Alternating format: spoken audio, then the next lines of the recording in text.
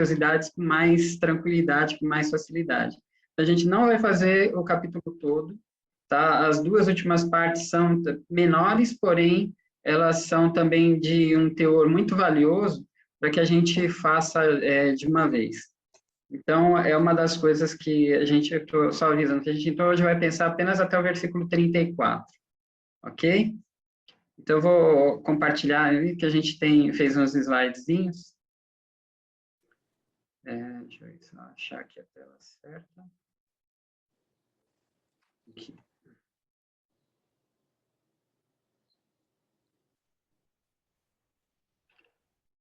Vamos lá. Já está aparecendo aí para os irmãos? Ok. Então, tá, joia. Hoje, então, vamos pensar sobre o capítulo 6 de Marcos. Esse estudo que nós estamos fazendo como igreja é um estudo diretamente da Bíblia, versículo por versículo. Significa que a gente não quer deixar passar nada daquilo que o Senhor tem para as nossas vidas. E eu quero só retomar uma pequena ideia que a gente tinha lá no finalzinho do capítulo 5, que o pastor Anderson ministrou, sobre esses versículos de 33 a 36 do capítulo 5. Para mim ficou uma ideia muito interessante que linka com o início do capítulo 6. Tá certo? Então, os versículos, capítulo 5, 33 ao 36. Gabriel, quer abrir aqui com o nosso leitor oficial? Vamos lá. Deixa eu só desbloquear o óculos. Vamos lá. Capítulo 35, 33 a 36. 33. Então, a mulher, atemorizada e tremendo, conscia de que nela se operara. Veio, prostrou-se diante dele e declarou-lhe toda a verdade. E ele lhe disse: Filha, a tua fé te salvou. Vai-te em paz e fica livre do teu mal. Falava ele ainda quando chegaram alguns da casa do chefe da sinagoga, a quem disseram: Tua filha já morreu? Por que ainda incomodas o mestre? Mas Jesus, sem acudir a tais palavras, disse ao chefe da sinagoga: Não temas, crê somente. Amém. Obrigado, irmão. Então, esse aqui é o finalzinho, aquele trecho onde a mulher do fluxo de sangue, que já sofria há 12 anos, que foi, vamos dizer, que usou todos os seus recursos para lidar com vários médicos e não conseguia resolver essa situação, ela creu que se ela apenas tocasse nas vestes de Jesus, ela seria curada. Então, ela foi, enfrentou a multidão, enfrentou todos os preconceitos, o que quer que fosse, ela foi e tocou em Jesus. E aí Jesus para e questiona: quem me tocou? Porque ele percebeu que saiu o poder dele mesmo, né? E aí, esse momento, então, ela vai e se prostra, sabendo do que tinha acontecido, porque ela sentiu também a cura no seu corpo. Ela se prostra diante dele e declara a verdade, explica que ela tinha sofrido há 12 anos e tal. E aí ele disse para ela, né: Filha, tua fé te salvou, vai-te em paz e fica livre do teu mal. Interessante, a tua fé te salvou.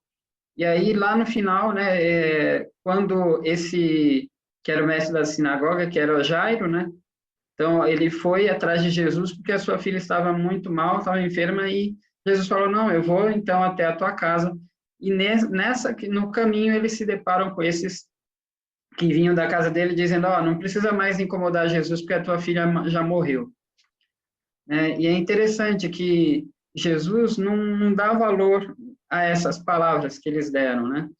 E diz: não temas, vira para Jairo e diz: não temas, crê somente. Então, esse aspecto que abre, então, o capítulo 6, é essa questão da fé. Porque a notícia que ele acabava de receber, que a filha dele já tinha morrido, é como se já fosse tarde demais. Acabou, não dá mais para resultar nada, você não consegue mais resolver nada. Jesus poderia ajudar enquanto ela estava viva, agora que ela já morreu, não tem mais o que fazer. Porque nós, quanto seres humanos, a gente olha os nossos olhos físicos e limitados, né, nossa visão limitada, enquanto Deus vê o coração e vê também de modo espiritual. A nossa visão espiritual muitas vezes é turva, né, enquanto seres humanos, mas a de Cristo nunca. Então, aí a gente se depara com essa situação. Ou nós vamos viver uma questão de fé ou de incredulidade, né? Deixa eu só ver uma outra coisinha aqui. Mateus 13, 58, Gabriel, pode ler para a gente? Essa parte estava grifada como se fosse na Bíblia mesmo. E Jesus não realizou ali muitos milagres, por causa da falta de fé daquelas pessoas. E Jesus não realizou ali muitos milagres. Por causa do quê? Por causa da falta de fé daquelas pessoas, ou da incredulidade. Aqui há quem diga que Jesus não é capaz, ou Deus não é capaz de operar na incredulidade, somente na fé. Agora, eu não digo isso, eu não entendo dessa maneira. Eu acho que Deus, tenho certeza que Deus é capaz de operar na fé ou na incredulidade. Porém, ele escolheu operar diante da fé. Ele espera que a pessoa creia.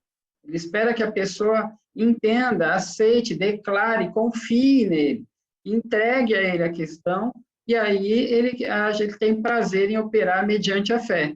E na incredulidade, ele resolveu não operar. Ele resolveu permitir que as pessoas que permaneçam na incredulidade, permaneçam sem crer, fiquem sem a bênção, né? Para que eles tenham uma motivação para crer.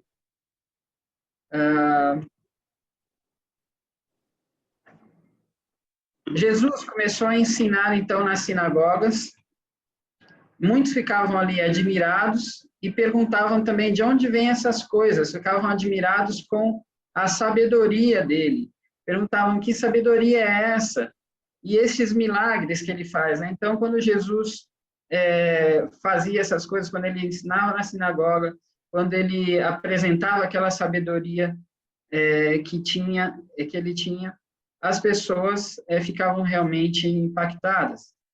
Agora, no verso 3, olha que interessante.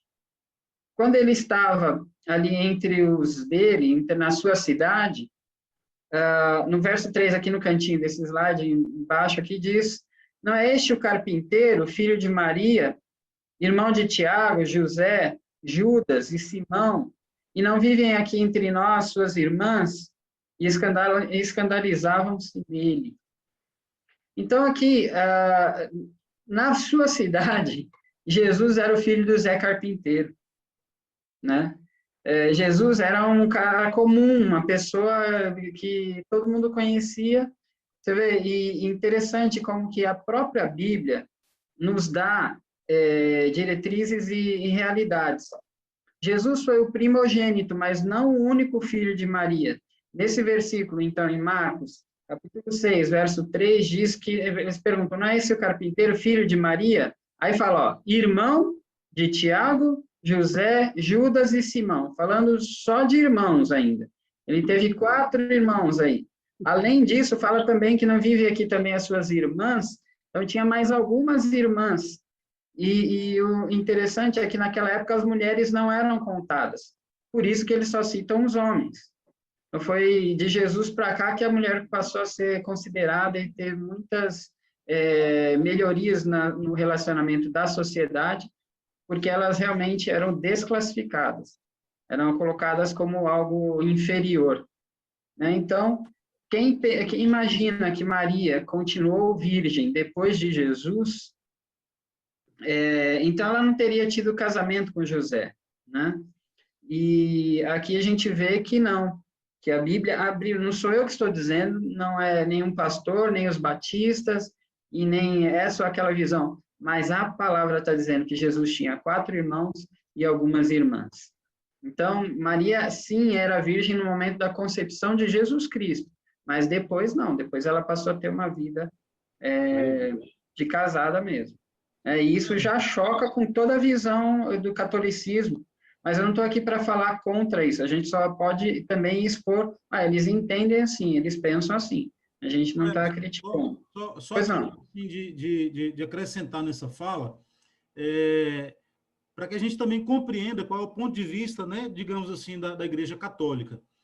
né? Alguns eles questionam o seguinte, que naquele contexto familiar, os primos também eram contados como irmãos.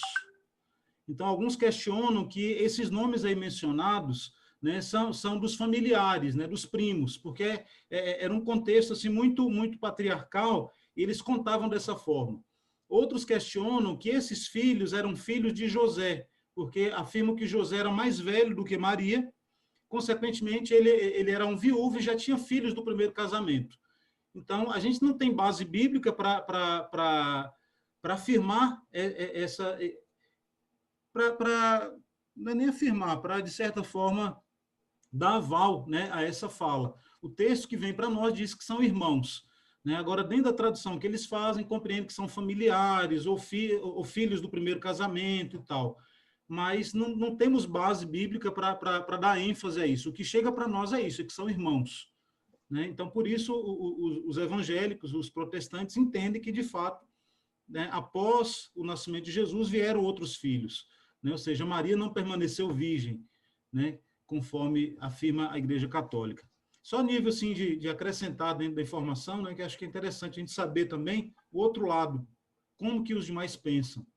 Mas eu acredito que isso não vai acrescentar em nada, né, para o entendimento que nós temos em relação à pessoa de Jesus Cristo, né, e a pessoa da própria Maria. Nós sabemos qual é muito bem a função dela. Ok. Obrigado, pastor. Essa visão que eu quis colocar também tem o foco, na verdade, nem tanto na virgindade de Maria. É só que, como é um divisor de águas nesse sentido, é por isso que eu citei. Mas a questão aqui é entender o quanto Jesus estava vivendo a vida dele como humano, mas também como divino e de uma forma plena, né? Então ele tinha sua família, tinha as coisas, mas também vivenciava o ministério, ia vivendo, fazendo também os milagres, realizando. A gente lembra que até desde os 12 anos ele já foi encontrado entre os doutores da lei, discutindo, né? Enfim, discutindo a palavra, falando a respeito ele disse, importa para mim resolver as coisas do meu pai, né? Enfim, vamos seguir. Então, a questão aí de fé, ele apresentava nas suas declarações uma sabedoria sobre-humana, e o poder de fazer milagres também era algo sobre-humano. Mas isso era sobre-humano porque ele tinha também a sabedoria divina e tinha o poder divino. Aqui é um momento muito interessante, onde você vê Deus sendo apresentado na forma de Cristo, né, estando entre nós, e Jesus, no caso, tendo essa dupla, vamos dizer, natureza, né? A natureza humana, mas a natureza divina também. Então, é algo muito maravilhoso sentir isso em Jesus Cristo. Né? Então, a gente, quando crê, eu entendo assim, no Evangelho, ou a gente crê 100% ou não crê, né? Então, a gente tem que entender que Deus conseguia conceber essa situação e fazer de uma forma com que Jesus fosse tanto homem quanto Deus ao mesmo tempo, né? Então, a gente sabe que no batismo, a Bíblia diz que o Espírito Santo veio em forma de pomba sobre ele, e também que dos céus você ouviu uma voz: este é o meu filho amado, em quem me comprazo, ou em quem tenho prazer. Então, foi um momento que a gente vê a Trindade manifesta aqui na humanidade, vamos dizer, no reino físico, no que é natural, né? E então a gente ouvir essas coisas, ver Deus interagindo com o ser humano aqui. Então ele era 100% homem e 100% divino. Bom, vamos seguir. Alguém gostaria de ler esses dois versículos, 4 e 5?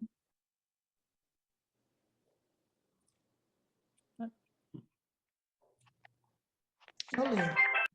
Ok, irmã Rosalie. Marcos 6. Jesus, porém, lhes disse: não há profeta sem honra, senão na sua terra, entre os seus parentes e na sua casa. Não pode fazer ali nenhum milagre, senão curar uns poucos enfermos, impondo-lhe as mãos. A gente vê. Então, aqui ele fala... Obrigado, irmã. sobre essa questão da honra do profeta ser considerado, porque na sua terra ali ele era o carpinteiro, filho de Maria. Ali era alguém que não tinha como ter uma autoridade como essa divina, porque eles conheciam ele desde criança, conheciam o viver daquela família.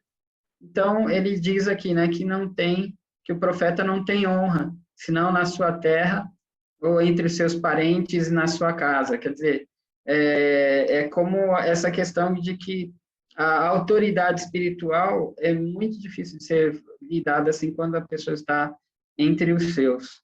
E aqui ele diz, né, fala até que não pode fazer nenhum milagre, senão curar uns poucos enfermos, impondo-lhe as mãos. O verso 6 diz, olha o que aconteceu quando Jesus estava ali entre os seus familiares. Olha o que o verso diz. Admirou-se do quê? Deles?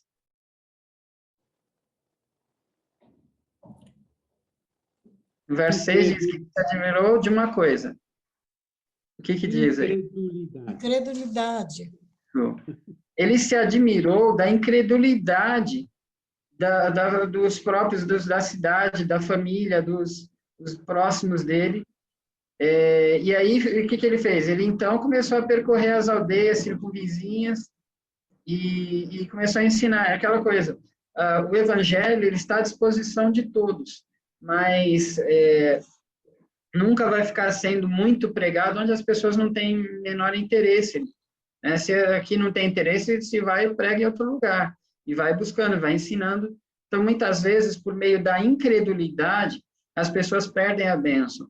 As pessoas perdem a oportunidade de ouvir a respeito de Deus, de transformar suas vidas, de se render a Ele, por causa da incredulidade.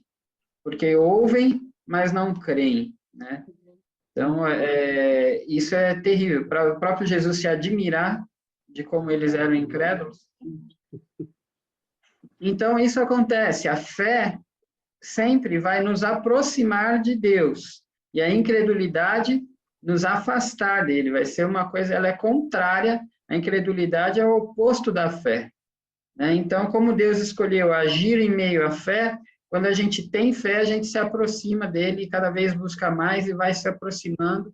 E ele vai crescendo a nossa fé, vai alimentando, fortalecendo a nossa fé.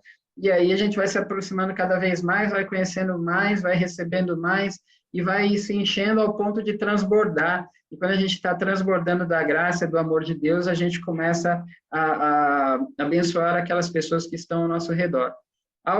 E ao contrário disso, a incredulidade vai nos afastando. Quanto mais a pessoa vai declarando que ela não crê em Deus, ou que ela não se preocupa com essas coisas, que ela não quer nada com ele, ou que se declara ateu, isso vai afastando cada vez mais a pessoa de Deus. Jesus chama nesse momento os 12 e os envia de 2 em 2. Então, ele começa a organizar como que eu posso dizer, uma jornada com eles, né? Então, e dá a eles autoridade sobre os espíritos imundos. Olha que interessante.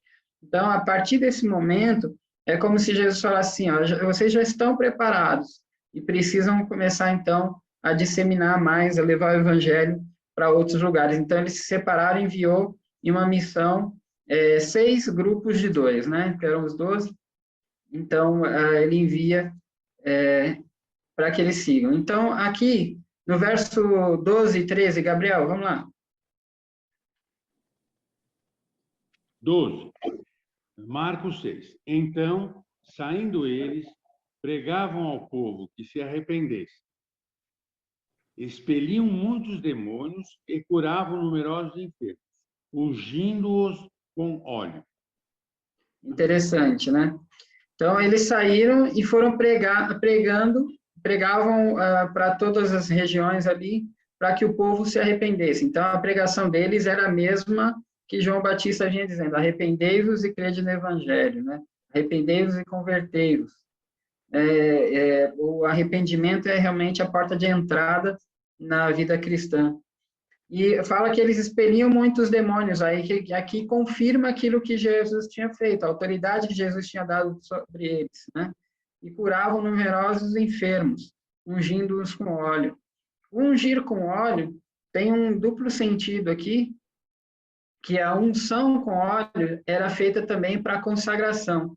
Mas naquela época também o óleo era um tipo de unguento, era um tipo de medicação também. Eles não tinham, não existia uma farmácia, não existia todo o desenvolvimento da medicina como temos hoje, e eles tinham que fazer alguma coisa, né? E uma das formas que faziam era trabalhar com unção de óleos para lidar com a questão da cura.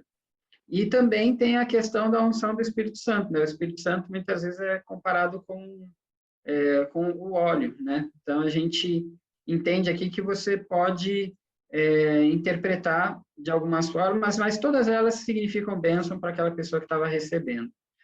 Agora, quanto à cura, hoje a gente tem muitos evangelhos que são pregados, ou pseudo-evangelhos, que são pregados baseados na cura física. E aí se faz muita propaganda, muito alarde, se televisiona isso, muitas vezes divulga por internet, enfim. Mas a questão é que a gente tem que entender que se a cura do ser humano for apenas física, ele continua perdido. A gente precisa entender que a ação de Deus tem que ser, pode sim ter a cura física, que é necessária, é uma bênção, mas tem que ter a cura espiritual também. Se não houver as duas coisas, a pessoa não adiantou nada. Ela pode ser curada hoje, mas vai morrer amanhã. E a questão é que, se ela morrer sem Cristo, se ela morrer sem a graça de Deus, sem experimentar o amor de Deus, isso nada vai adiantar para ela. Então, por isso é importante, quando a gente ouvir ou ver algum evangelho que está sendo pregado e que tem cura, tem que ver se tem cura espiritual também. Tem que observar isso, para saber se é um evangelho autêntico ou não. Então, Jesus começa a operar tantos milagres que o povo começa começa a ficar famoso. Mas pelos milagres, que não era bem aquilo. A gente viu o pastor Anderson batendo nessa tecla na aula passada, que o interesse dele não era ser conhecido como alguém que operava milagres, mas sim como alguém que vem realmente representar o divino, que vem da parte de Deus, o Cristo de Deus. Ele queria se apresentar, ser conhecido como o Cristo, como aquele que haveria de vir, como cumprimento das profecias do Antigo Testamento, todas elas. E aí o povo estava dizendo, não, esse aqui é João Batista, ele é Elias. Outros falaram, não, ele é como os antigos profetas. E aqui é interessante, tem um aspecto muito interessante, que assim, Cristo, ele não veio dar continuidade ao ministério de Isaías, ele não veio dar continuidade ao ministério de Jeremias, ele não é mais um profeta, apesar de ser sacerdote, profeta e rei, né? A gente sabe que Jesus era todas essas três coisas, mas ele não veio para dar continuidade, ele veio ser o Novo Testamento. Ele veio dar um novo rumo no sentido de uma nova essência para aquilo que Deus já vinha apresentando para a humanidade. Então, Jesus é um início. Em Cristo tem o início da igreja. Até então não existia igreja, mas aqui em Cristo ele veio fundar a sua igreja. E nós estamos vivendo hoje fruto do ministério de Cristo e dos 12 apóstolos, né? Então, por isso que Paulo fala muito isso, que a gente tem que permanecer na doutrina dos apóstolos. Por quê? Foram eles que foram as testemunhas oculares, que caminharam ali ao lado de Cristo, que viram tudo de perto, né? Que perceberam todas aquelas coisas e que pregavam com a convicção, porque eles eram testemunhas oculares, eles estavam lá, eles viram acontecer, foi diante dos olhos deles, né? Então, é muito interessante isso. E aí, nesse momento, onde o povo começa a meio que aclamar Jesus como que um profeta, né? Como que alguém que eles percebiam que tinha algo especial nele, mas não estavam entendendo como o Cristo, não estavam entendendo. Eu acho muito interessante aquele trecho quando os evangelhos apresentam as curas, no caso daquele cego Bartimeu que estava no caminho, e quando ele ouve falar que Jesus estava por ali, ele começa a gritar: Jesus, filho de Davi, tem misericórdia de mim. E é interessante que essa expressão, filho de Davi, ali estava exatamente declarando para Jesus que Bartimeu o entendia como Cristo, porque havia declarado nas profecias, estava declarado que ele viria da linhagem de Davi, que o Messias, que o Cristo, aquele que haveria de vir, seria da linhagem de Davi. Então, quando Jesus ouviu isso, alguém dizendo, Jesus, filho de Davi, ele parou, tem misericórdia de mim? Foi, até chegaram uns para ele e falaram, não incomoda o mestre, não. Mas aí Jesus falou, não, pode trazer ele para mim, até a mim, né? Então, essa expressão, filho de Davi, estava dizendo para todos e para o próprio Jesus que ele o entendia como Messias. Por isso chamou a atenção de Jesus muito mais rápido, porque estava assim declarando, e não era, dessa vez não eram demônios declarando que ele era o Filho de Deus, e sim alguém que cria de verdade. E mais uma vez, Jesus escolhe agir onde? Por meio da fé. Quando ele sentiu a fé no coração daquele cego, ele falou, não, esse eu quero chegar aqui perto, quero que ele seja curado. Bom, aí nos versos de 14 até o 29, aparece aqui o capítulo 6, mostra então a situação de como morreu João Batista, ou fala sobre isso. Então, na época, o rei que estava, o tetrarca, que era daquela região na época, era Herodes Antipas, né? E Herodes Antipas fez uma coisa, ele se casou com Herodias, que era a mulher do seu irmão. Então, ele separou da esposa e fez a mulher do irmão também se separar, e foi lá e casou com ela. O irmão dele chamava-se Herodes Filipe, porém ele não era um político da época. E aí o que acontece? João Batista ouve falar disso, que ele havia se casado com a mulher do seu irmão, e ele vai e toma uma atitude, reprova essa atitude de Herodes e repreende ele insistentemente. Os profetas faziam muito isso com os reis, porque os reis, teoricamente, deveriam caminhar na direção que Deus apontava. E aí, de repente, ele vai lá e faz isso, se casa com a mulher do seu irmão. E aí, aqui, eu puxei os 2 textos lá de Levíticos que falam sobre isso. Gabriel, você pode ler para a gente, por favor? Levíticos 18, 16 e 20 e 21, está aí nesse slide? Vamos lá. Levíticos 18, 16. A nudez da mulher de teu irmão não descobrirás. É a nudez de teu irmão. Levítico 20 e 21. Se um homem tomar a mulher de seu irmão, imundícia é. Descobriu a nudez de seu irmão. Ficarão sem filhos. Não é lícito possuir a mulher de seu irmão. Ok, obrigado. Então, era essa a fala de João Batista para Herodes. Ele falava, não é lícito você possuir a mulher do seu irmão. Ele questionava, baseado nesse texto, nesse trecho da lei que falava sobre isso. Então, 18, 16 e 20, 21, dizendo que um homem não pode tomar a mulher do seu irmão e que conhecer a nudez da mulher do seu irmão seria uma coisa, vamos dizer, a gente pode dizer que seria abominação ao Senhor, né? Então, é imundícia. É aquilo que, vamos dizer, isso seria uma ofensa mesmo a Deus. Então, diante disso, João Batista questionava, então, Herodes. E aí, o problema foi que, assim, isso aconteceu com o consentimento da mulher Herodias. Só que quando João Batista questionava, ela ficava incomodada demais. Então, acontece que no verso 17, João Batista é preso, e no 19 aparece a ideia de que Herodias, então, fica com um desejo mortal contra João Batista. Ela queria matá-lo, mas não podia. E por que ela não podia? Gabriel, de novo, vamos lá, o verso 20. Porque Herodes temia João, sabendo que era homem justo e santo, e o tinha em segurança. E, quando o ouvia, ficava perplexo, escutando-o de boa mente.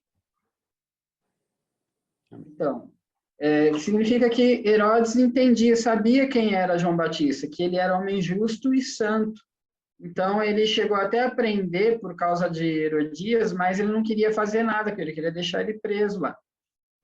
E ele sabia, ao mesmo tempo, Herodes, ele então entendia que João Batista não tinha culpa de nada, mas ele, pelo contrário, ele estava falando a verdade. E acontece que quem está em pecado tem muita dificuldade de ouvir a verdade. Muitas vezes, alguém que está em pecado, ela tem dificuldade até de cruzar com o irmão da igreja, cruzar com o cristão, porque parece que Cristo fica refletido naquela vida, e aí a pessoa se sente cobrada por Cristo, né? Porque ela está em pecado.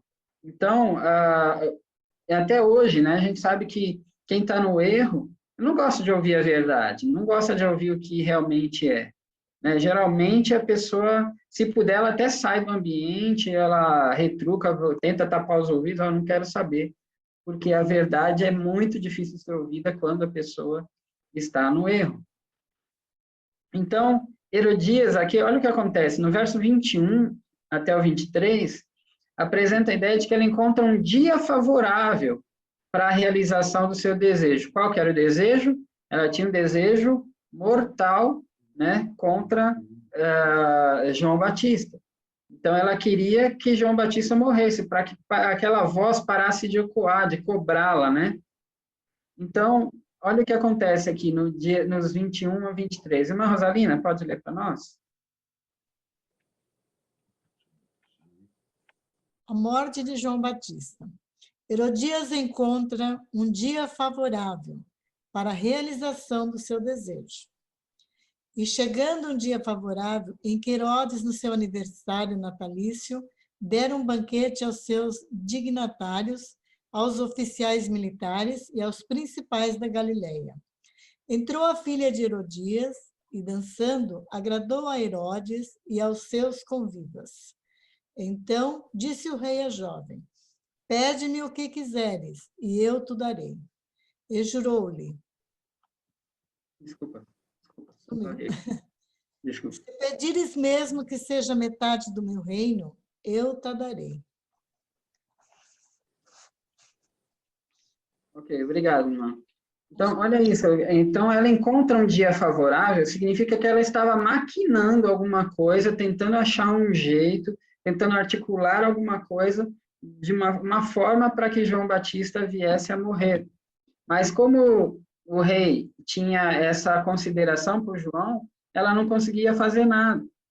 E aqui ela tem então a ideia de fazer no aniversário dele, na festa, ela pôs então a filha dela para dançar de uma forma que o rei se agradou, né? E também os convidados, tal. E aí disse o rei então à jovem: pede-me o que quiseres e eu te darei, né? E jurou-lhe que se pedires mesmo que seja a metade do meu reino, eu te darei. Olha que situação. Ele ficou tão... O que aconteceu com ele foi justamente, olha só, fica notório então que era uma articulação de Herodias, porque a jovem vai se aconselhar com a mãe imediatamente e não deixa escapar a oportunidade. Então, ela já estava casada com o rei. Vamos pensar nesse sentido. Ela já tinha o reino. Portanto, o que ela não suportava era ouvir a voz da verdade, que era João Batista, ecoando nos seus ouvidos. A gente vai ver isso nos versos 24 e 25.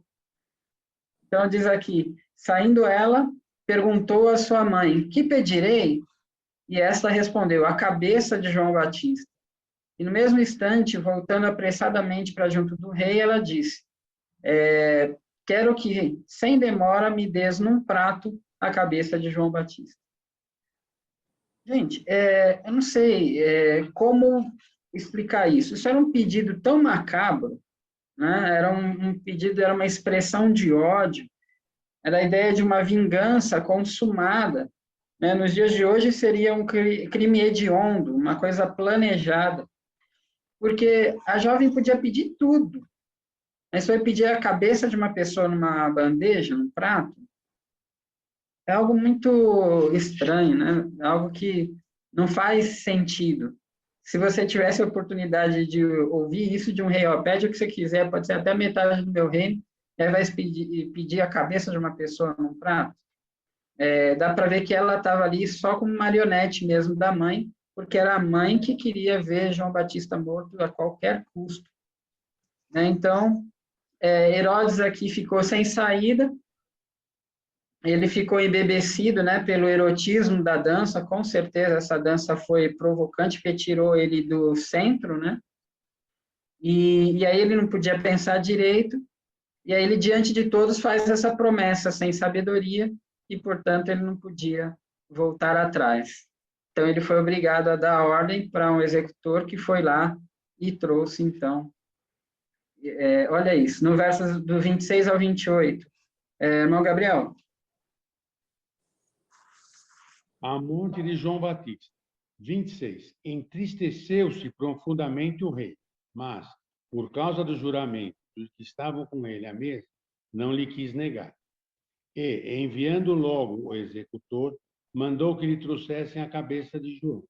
Ele foi e o decapitou no cárcere. E, trazendo a cabeça num prato, entregou a jovem, e essa, por sua vez, a sua mãe. Olha isso. Muito, muito, né? Então, quer dizer, o rei ficou sem saída, não pôde fazer nada. Ele tinha acabado de jurar diante de um monte de pessoas, dos líderes dele de governo. Falou, bom, agora ele não vai poder voltar atrás.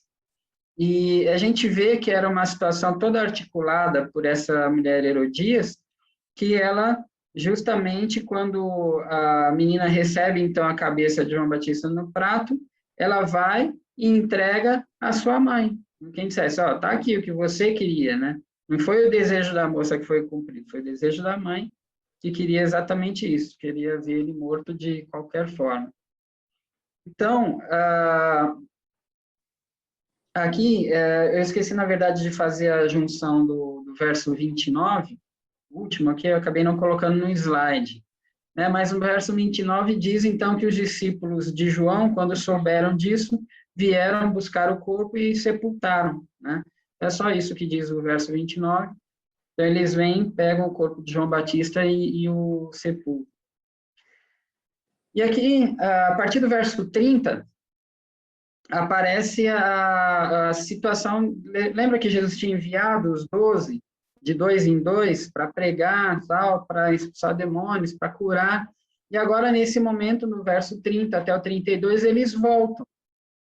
Então, eles voltam e dão um relatório para Jesus, começam a explicar tudo o que tinha acontecido, que tinham sido muitos demônios expulsos, muitas pessoas curadas, tal, mas não há nenhum relato nesse momento de que alguma multidão ou que houve conversão em massa. Né? Jesus, até aquele momento, ainda meio que tratava um a um. Né? E o reino, é óbvio que, vamos dizer, os céus se alegram quando um se rende a Jesus Cristo, né? Um coração se prostra diante de Deus. Mas, ao mesmo tempo, ainda não havia aqui relatos de conversões em massa, assim, sim, eles foram trazendo caso a caso.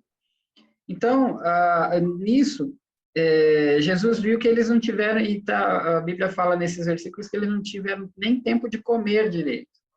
Né? Então, Jesus os convida a descansar, e eles pegam o barco e vão buscando um lugar solitário.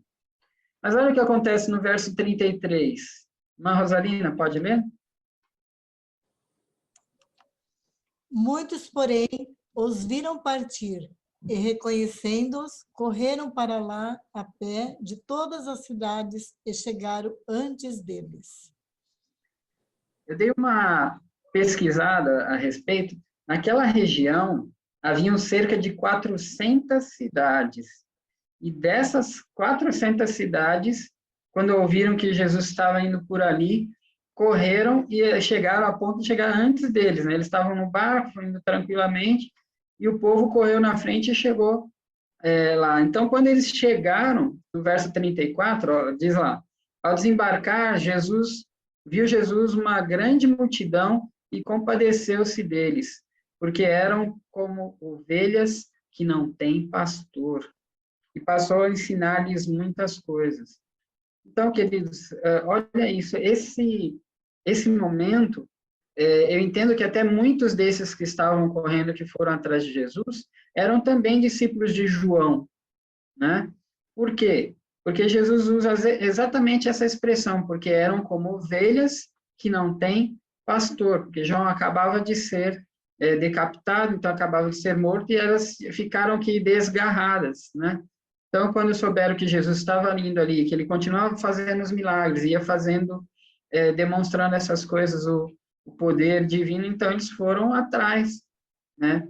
E aí, esse sentimento que a Bíblia sempre coloca que Jesus muitas vezes é movido de íntima compaixão, aí ele começa a ensiná-los, né? Algo assim muito interessante nos nossos dias, porque esse sentimento de compaixão não é a mesma coisa que pena, né? Não é um sentimento prejudicial para quem quer que seja, mas a compaixão muitas vezes moveu Jesus para tomar diversas atitudes. Algumas orações, alguns milagres aconteceram quando ele olhou para alguém e sentiu por essa pessoa compaixão, né? Então, é um dos sentimentos que eu acho muito interessante ser produzido, ou, ao mesmo tempo, que alguém permita que o coração sinta essa compaixão, porque essa compaixão vira motivação para viver a vida no Evangelho, para evangelizar, para ir orar por alguém, para orar até para a expulsão de demônios ou para a cura, enfim, para viver o Evangelho na prática. Então, muitas vezes, Jesus foi movido de íntima compaixão. Então, esse sentimento é uma coisa que, pessoalmente, eu busco trabalhar com o Espírito Santo, pedindo para que ele encha meu coração de compaixão, para que eu possa estar sempre motivado a fazer aquilo que glorifique a Deus, né, que produza no seu reino frutos. Então, nós louvamos a Deus por isso, e esse é o nosso sentimento também para com toda a igreja, né? Porque se nós formos uma igreja que tivermos compaixão, a gente vai ter o amor pelas pessoas, não só pelas almas, porque antigamente se usava muito aquela expressão, o amor pelas almas. Não, a gente não tem que ter amor pelas almas só, a gente tem que ter amor pelo ser humano completo, mas que trabalhe tanto a parte física deles, quanto a parte espiritual. É necessário que a gente leve o evangelho, mas também trabalhe suprindo as necessidades. Então, é algo muito interessante, e é justamente nesse ponto que Jesus aqui, então, do 34 até o 44, ele supre as necessidades espirituais e físicas de uma multidão, daquela multidão que ele se deparou quando desembarcou do barco. E aí, depois, no segundo momento, ele manda os discípulos na frente e ele segue por sobre as águas. Então, esses dois trechos, eles são cerca de 15 versículos cada um, e eu achei que é muito importante para a gente fazer com calma. Por isso, eu gostaria de fazer numa próxima oportunidade, eu não sei, depois a gente vê com o pastor Saulo, se isso seria já o próximo domingo, ou se, de repente, ele quer dar continuidade. Mas, assim, eu gostaria de parar aqui nesse momento para que a gente entendesse não somente essa questão da compaixão, mas a questão da fé versus a incredulidade, entender essas coisas com mais profundidade, assim, no nosso dia a dia, fazendo aquela coisa, né, trabalhando, alimentando o novo homem, mortificando o velho homem. Várias situações que foram nos apresentadas nesse trecho, eu acho que elas são muito válidas, entender que aqueles que não têm Cristo são como ovelhas que não têm pastor mesmo, que assim como a gente vê aquele texto em Isaías, todos nós andávamos desgarrados como ovelhas, cada um se desviava pelo seu caminho, né? Mas o Senhor, que é o sumo pastor, ele então se apresenta para nós e nos faz o seu rebanho. É algo maravilhoso. E então a gente tem que entender que existem muitas vidas que estão como ovelhas que não têm pastor, e que a gente precisa fazer algo, que a gente precisa tomar atitude, a gente precisa alcançar essas pessoas e ser instrumentos de Deus para que isso aconteça. Tá certo? Então, a minha sugestão realmente é que a gente deixe esse trecho do verso 35 até o 56, nós possamos fazer num segundo momento, para que a gente possa entender o lado espiritual dessa multiplicação dos pães. Porque ali não foi um mero milagre. Deus não fez, Jesus, no caso, não operou isso só para dizer, vou operar mais um milagre. Não, ele queria ensinar algo. Então, é algo muito profundo. e essa questão também do andar sobre as águas. Então, eu quero, nesse momento, encerrar nessa visão do que a gente tem como igreja, entender que existem ovelhas que não têm pastor, e que nós precisamos permitir que Deus nos use para a honra e para a glória do seu nome, para alcançar essas vidas.